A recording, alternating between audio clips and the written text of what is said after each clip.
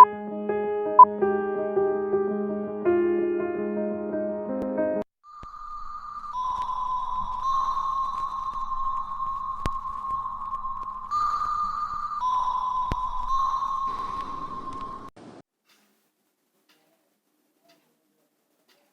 very good noon to one and all. So today in this lecture we will discuss about the different types of interferometers. So in the previous class we have discussed about the Michelson interferometer, and now in this lecture we are going to discuss about the different interferometers like NPL flatness interferometer and Petter NPL gauge interferometer.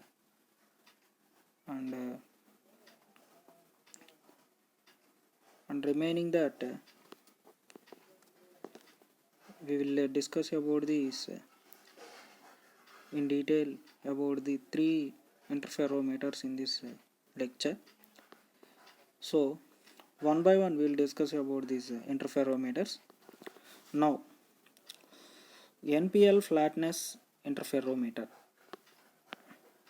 So NPL flatness interferometer is generally used for checking the flatness between the gauge surfaces.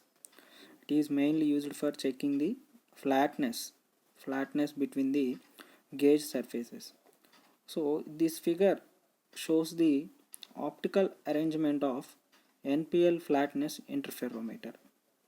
So this instrument, as the name suggests, is mainly used for checking the flatness of the surfaces. So in this instrument, the mercury vapor lamp is used as a light source. A mercury vapor lamp is used as a light source, so whose radiations are passed through the green filter, and thus leaving a green monochromatic light. So the wavelength of resulting monochromatic radiation is of order of 0.5 micrometers. So this radiation is then brought to focus on a pinhole in order to maintain an intense point of the source of monochromatic light. So which is in the focal plane of Coulomb lens, and it is thus projected as a parallel beam of light.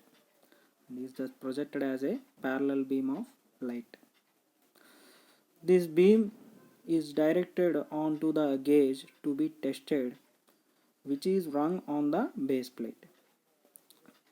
So through the optical flat, so that the optical fringes are formed across the face of gauge.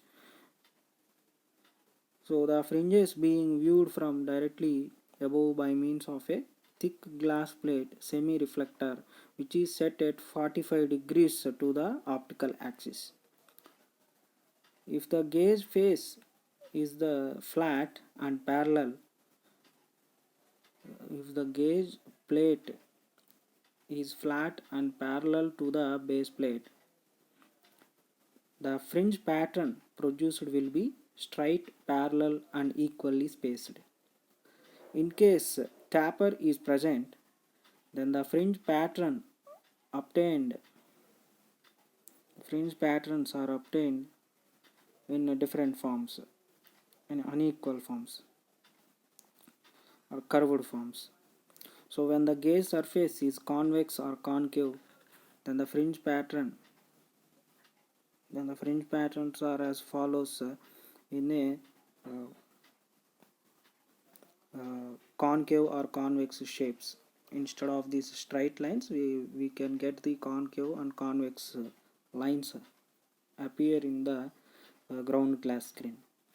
So the main working of this NPL flatness interferometer, so here we are going to give the light source to the lens. Okay, so condensing lens. Through the condensing lens, the mirror, those light rays are to the mirror. By this, we are reflecting those mirror through the reflectors, and the collimating lens will goes to the optical flat, and through the optical flat, the surface to be tested. Then the reflector will goes to this light rays to the eyepiece. So we can check easily by using this ground glass screen with the help of our eyepiece. So this is the NPL flatness interferometer working to check the flatness of the objects. Okay, so I hope everyone understand this NPL flatness interferometer. And now next important interferometer is Pitter NPL gauge interferometer. Okay, so this is also called as gauge length interferometer. So as it is used for determining the actual dimensions or absolute length of the gauges. This figure shows the schematic arrangement of the Pitter NPL gauge interferometer. So the light from the sources falls on the slit A through the lens L1. After collimation by the lens L2, it goes through the constant deviation. It goes to the constant deviation prism P, whose rotation determines the wavelengths passed through the reference flat F to the upper surface of the gauge block. Gauge block is G. So and the base plate B to which it is rung. So light is reflected back in the mirror P and its patterns are observed through the telescope. The field of view is shown in the figure. So this instrument should be used in standard conditions of temperature and pressure. So we can use this instrument in the standard temperature and pressure conditions. Okay, so I hope everyone understand this simple procedure. So once again I will read it out. So this instrument is also known as a NPL type length interferometer, and it is used for determining the actual dimensions or absolute length of the gauges. This figure shows the schematic arrangement of the interferometer. Okay, this is the schematic arrangement of interferometer. So here the light from the sources fall on the slit through condensing lens. So see this, here light source is fall onto the through the lens to the slit A. After collimation by lens, it goes through constant deviation prism. Okay, after collimation lens, it goes to the constant deviation prism P, and then the light is reflected back in the mirror and patterns are observed. So through the this light passed through the optical flat to the surface of the gauge block and base plate which with it is rung. So the reflected light rays are goes to the gauge block through the optical flat F. Okay, so the optical flat is adjustable for inclination in two planes. So this optical flat which is adjustable for inclination for two plates, so that the pitch and direction of the interference fringes may be set to the best position. So the reference colors are observed by using this NPL gauge interferometer. So we can easily identify the actual dimensions or absolute length of the gauges. So this is the clear-cut explanation about the Pitter NPL gauge interferometer. So NPL means National Physical Laboratory.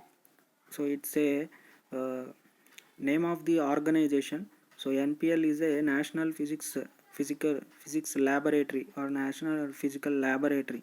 Okay, So this is the those organization people will identified this interferometer concept. So, and once again we'll discuss about this so NPL fatness interferometer and Pitter NPL gauge interferometer. By viewing this YouTube video, we will clearly observe the different types of interferometers. So once again see this previous lecture and you will know about the interference interferometry and Michelson interferometer, and continuing lecture is NPL flatness interferometer and Pitter NPL gauge interferometer. Okay.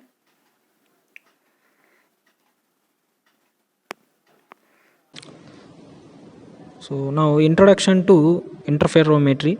Before entering to the interferometer concept, we have to know about the interference.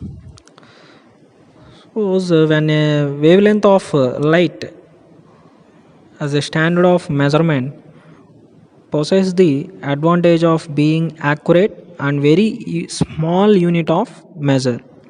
So the wave nature of light is ever present but not apparent under ordinary conditions. So only when the light waves interact with each other, the wave effect is visible and thus made use of for measuring purposes. So the phenomenon of interaction of light is called interference.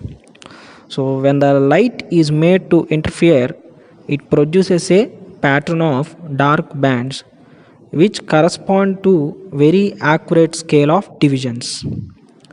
The value of this scale is exactly one half wavelength of light is used. So because this length is so constant, so it was used to be considered as international standard of length in a few years ago.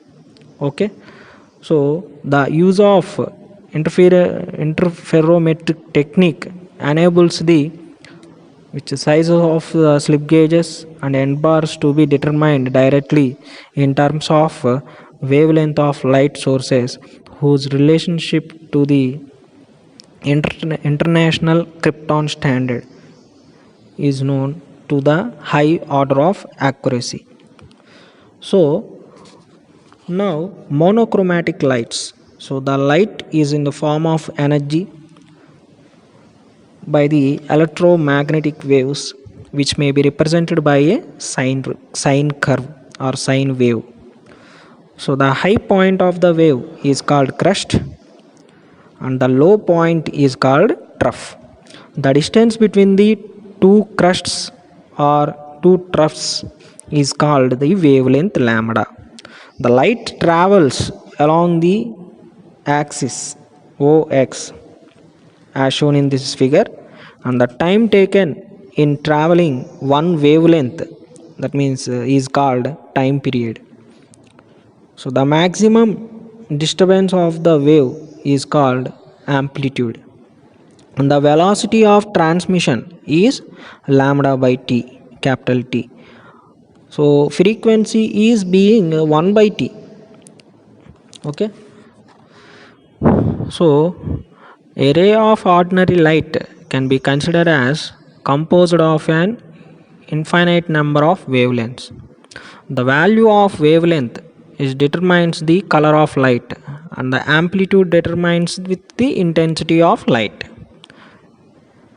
So white light, generally white light is a light ray. It's a combination of all colors of visible spectrum: red, orange, yellow, green, blue, indigo, and violet. That means wire.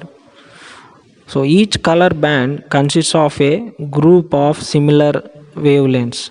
Since the white light is the combination of all wavelengths of the visible spectrum, so it is not in the form of suitable length measurements by interferometry. To overcome this difficulty, monochromatic light source such as mercury isotope 198 discharge lamp is used. So a ray having a single frequency and the wavelength produces a monochromatic light.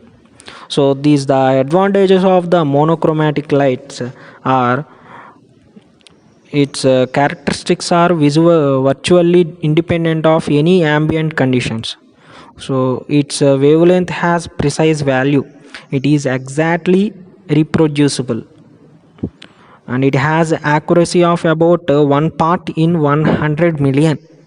Okay, these are the different examples of the advantages of the monochromatic light. Now we'll discuss about the principle of interference. So, as stated earlier, light is a form of energy being propagated by electromagnetic waves, which may be represented by a sine curve. So, when two rays of same wavelength meet at some point, a mutual interference occurs, and the nature of interference will depend upon the phases of two waves at their meeting point. If the waves are in same phase, they will reinforce each other and the resulting intensity will be the sum of the two intensities. However, if two waves are out of phase, the resultant intensity will be the difference of two. If both the waves having same amplitude and are in the phase, the resultant amplitude and hence the intensity becomes twice, and the result will be the bright spot.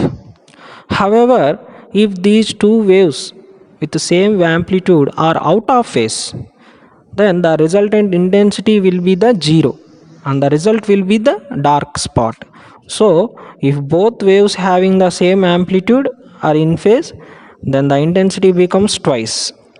That means bright spot will appear. If the two waves having the same amplitude are out of phase, the resultant intensity will be zero and the result will be the dark spot. Okay, so the interference can occur only when two light rays are coherent. That is, the two rays maintain their phase relationship for an appreciable length of time. So this is possible only when the two rays are originated from the same point of light source at the same time. Okay, I hope everyone understand the concept of interference. Now light sources of interferometry. To obtain the interference over large path differences, it is essential to use a source with very narrow lines. It means that the temperature and pressure of the discharge may be low, and so that the surface brightness will be moderate. A wide variety of light sources is available for the interferometry concept. The selection of proper source for an application depends on the results to be obtained by the interferometry, and costs and convenience also observed. For simple applications like testing of surface geometry, where the difference between the interfering path is of the order of few wavelengths only, a tungsten lab with the filter transmitting only a narrow band of wavelength would be adequate. However, the sophisticated application requires the use of light sources such as these light rays, such as with mercury 198, cadmium, krypton 86, thallium, helium, hydrogen, neon, sodium, potassium, zinc, laser mixed with some radiations, etc.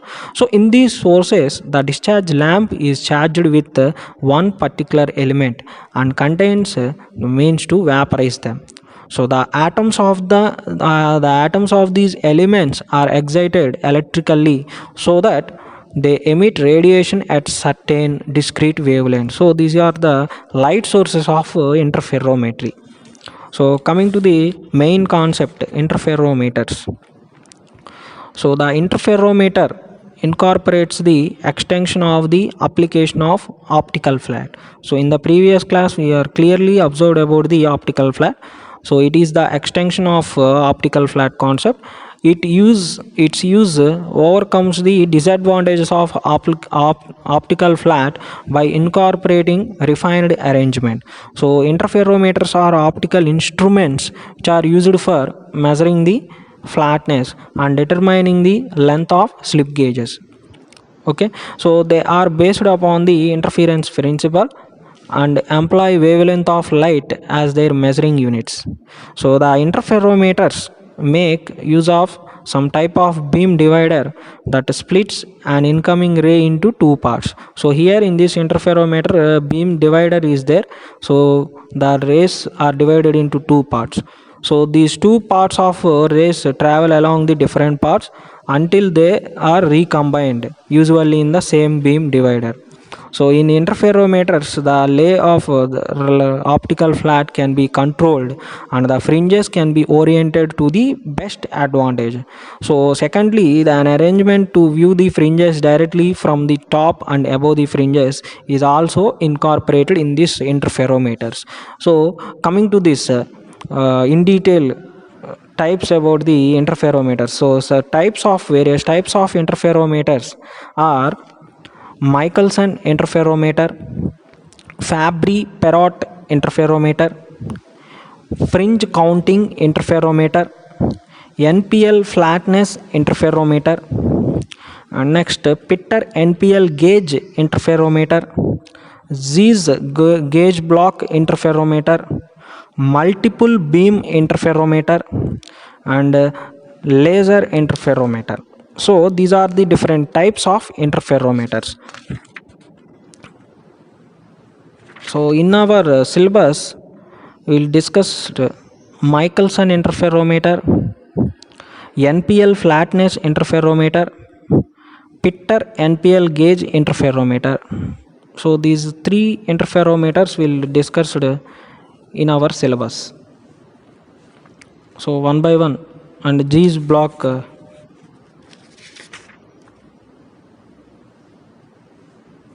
So one by one we'll discuss in these lectures, coming lectures. So in this lecture, one interferometer will be discussed. So first one is a Michelson interferometer. So this is the Michelson interferometer diagram. So in this, it is the light source. It utilizes the monochromatic light from an extended source. So this is the oldest type of interferometer. Here the monochromatic light falls on the beam splitter D. So see this diagram. So a monochromatic light source is falls on the beam splitter. So which consists of a semi-reflecting layer.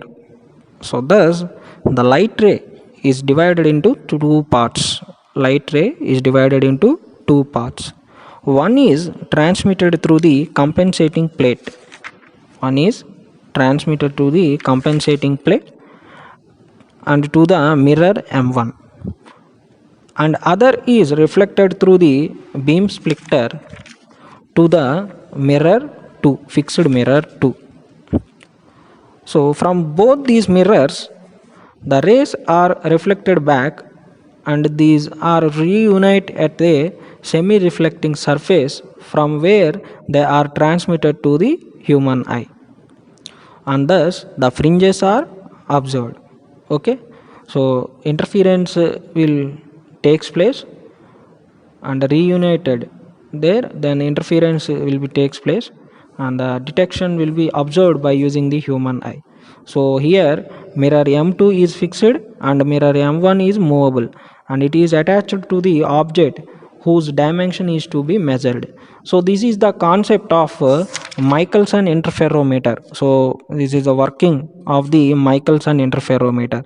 So once again I will tell about this Michelson interferometer. So here a monochromatic light source from the extended source is used and which falls on a beam splitter which consists of a semi-reflecting layer. So the light ray is divided into two parts from the reflecting layer. So one is transmitted through the compensating plate to the mirror M1 and other is reflected to the mirror M2. So from these both mirrors, the light rays are reflected back and those are reunited at one place. So those reunited, that means interference will appear in the ground glass screen by using the eye detector. So mirror here in this diagram, mirror M2 is fixed and mirror M1 is movable, and it is attached both and it is attached to the object whose dimensions are to be measured. So this is the Michelson interferometer. And in the next class we will discuss about this NPL flatness interferometer and Pitter NPL gauge interferometer. So I hope everyone understand this interference concept and interferometry concept and principle of interference. What are the monochromatic lights, why monochromatic lights are used. Okay, so I hope everyone understand this. So why monochromatic lights are used in the interferometry works, and not for the not why we are not using the white light means the white color is a combination of all colors of the visible spectrum, that means red, orange, yellow, green, blue, indigo and violet. So each color band consists of a group of similar wavelengths, and since the pitch of interference fringes will different for each, so the interference fringes formed will be the mixture of all. So it becomes very difficult to distinguish the various dark and bright fringes. So the whole pattern looks quite blurred, and as the air gap between the optical flat and the surface to be tested increases, so air gap will be increases in between the optical flat and the surfaces.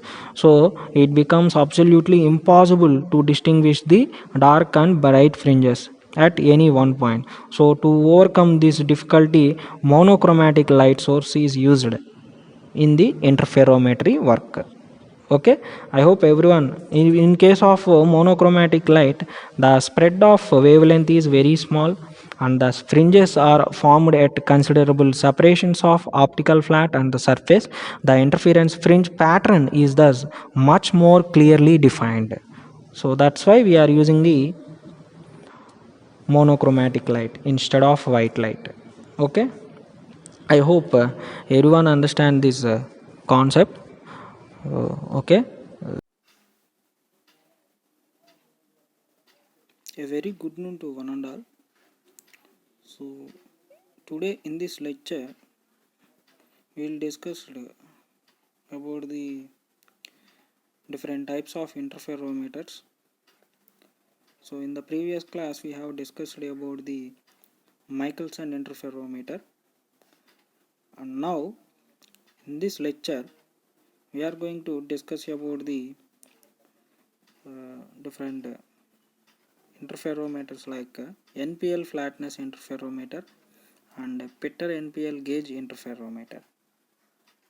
And remaining that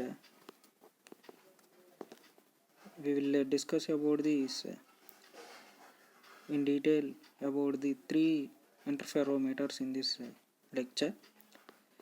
So one by one we will discuss about these interferometers. Now NPL flatness interferometer. So NPL flatness interferometer is generally used for checking the flatness between the gauge surfaces.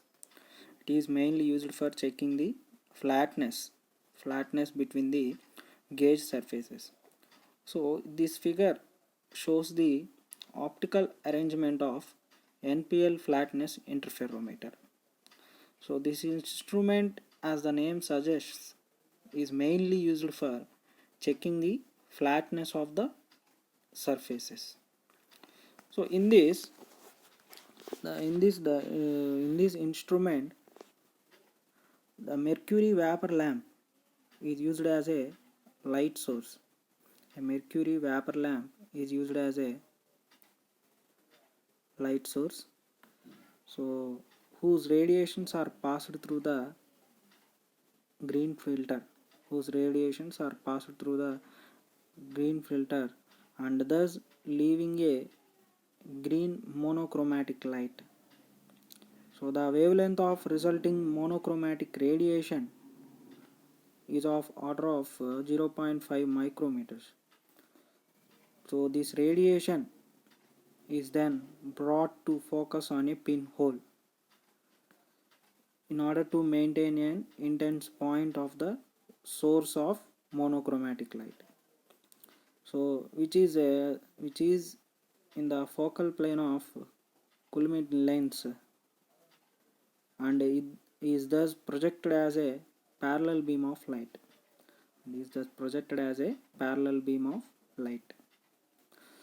This beam is directed onto the gauge to be tested, which is rung on the base plate. So through the optical flat, so that the optical fringes are formed across the face of gauge.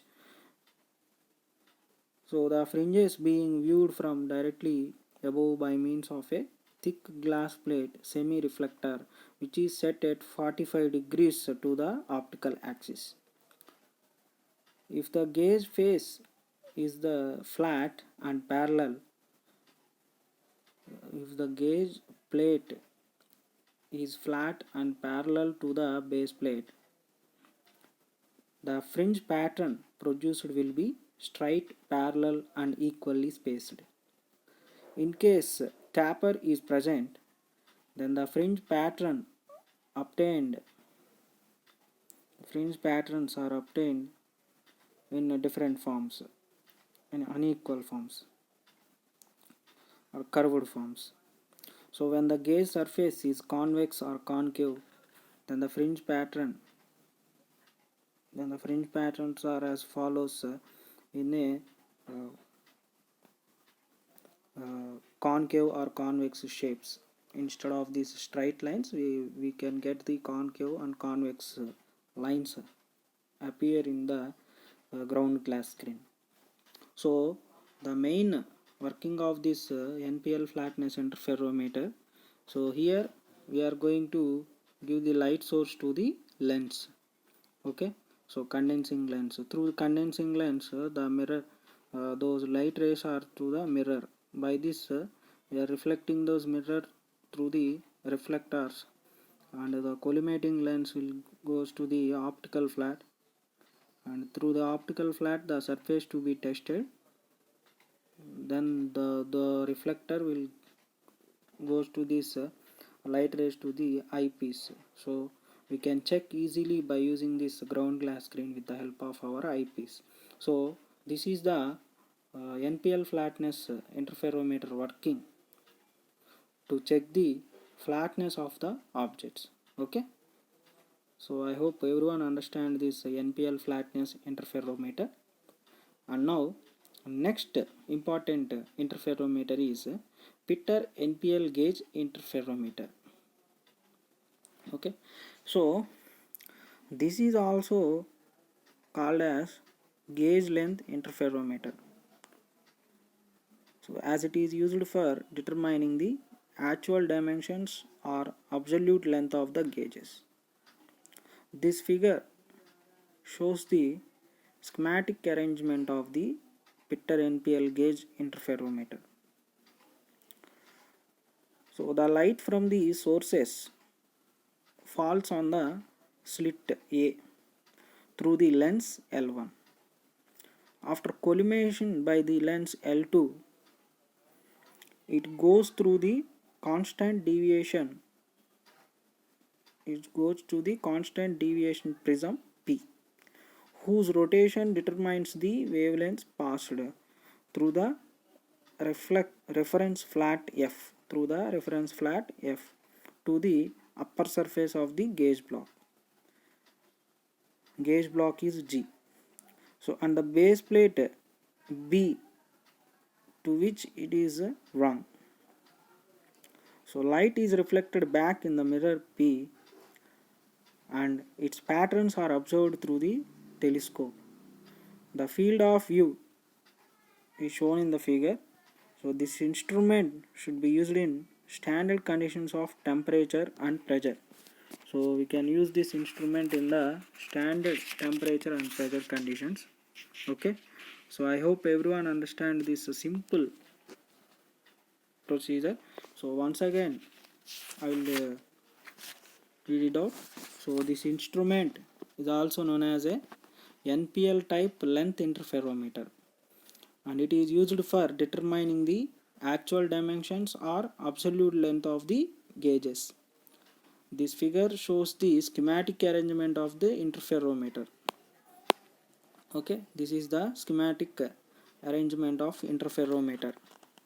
So here the light from the sources fall on the slit through condensing lens. So see this, here light source is fall onto the through the lens to the slit A. After collimation by lens, it goes through constant deviation prism. Okay, after collimation lens, it goes to the constant deviation prism P, and then the light is reflected back in the mirror and patterns are observed. So through the this light passed through the optical flat to the surface of the gauge block and base plate which with it is rung. So the reflected light rays are goes to the gauge block through the optical flat F. Okay, so the optical flat is adjustable for inclination in two planes. So this optical flat which is adjustable for inclination for two plates, so that the pitch and direction of the interference fringes may be set to the best position. So the reference colors are observed by using this NPL gauge interferometer. So we can easily identify the actual dimensions or absolute length of the gauges. So this is the clear-cut explanation about the Pitter NPL gauge interferometer. So NPL means National Physical Laboratory. So it's a name of the organization. So NPL is a National Physics Laboratory or National Physical Laboratory. Okay, so this is those organization people will identify this interferometer concept. So and once again we will discuss about this so NPL fatness interferometer and Pitter NPL gauge interferometer. By viewing this YouTube video, we will clearly observe the. Stay home, stay safe. Thank you. Bye.